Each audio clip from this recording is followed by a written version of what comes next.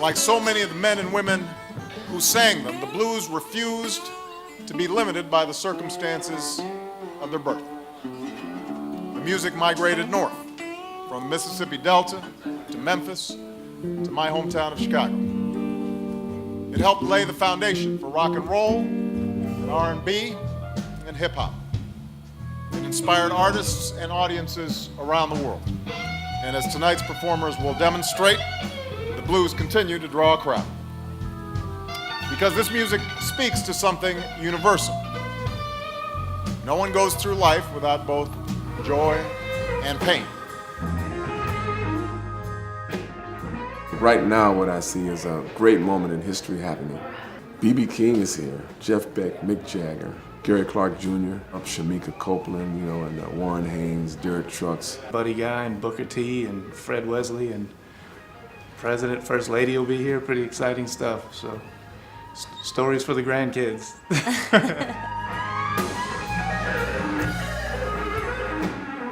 I never dreamed of even driving down Pennsylvania Avenue, not just being invited into the White House. I'm gonna be performing what I know best is blues music, and I got a lot of great friends around me. I'm not doing it alone.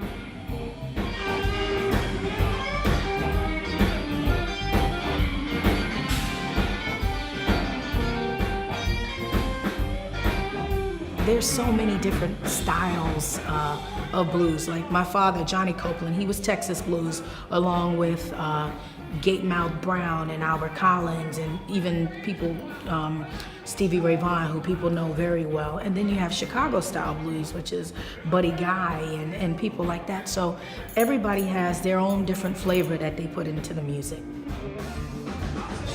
I mean, there's a lot of different regional sounds, but it started as field hollers, and it started as just getting it off your chest, and it's storytelling. Exactly. It's honesty, it's truth, and the beauty of that music is you can hear recordings from the 1920s, 30s, 40s, 50s, and it's just as immediate and just as relevant now as it's ever been.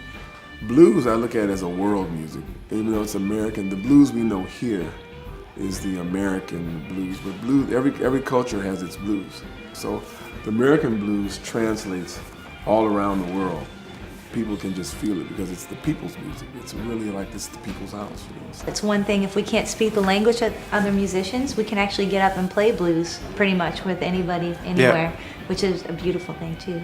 Still to this day, I think it's one of the most expressive art forms because it's such a communicative thing. It's really tapping into your innermost emotions, and there's no expression deeper, I think, than someone's who is presenting the blues in an honest way.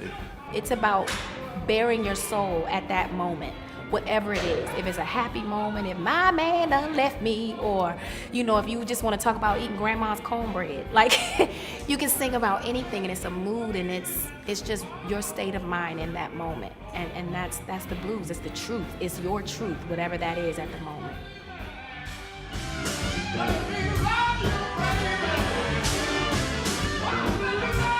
I was born on a farm in Louisiana. My parents were sharecroppers, and I picked cotton by hand, not by machine. And you couldn't even dream of this because my mother had a stroke when I was about 16, and that was the end of my education. And I'm like saying, this is it, and all of a sudden you go to sleep, wake up, you're invited to play music in the White House, self-taught, never learned anything from a book, so it's a dream come true for me.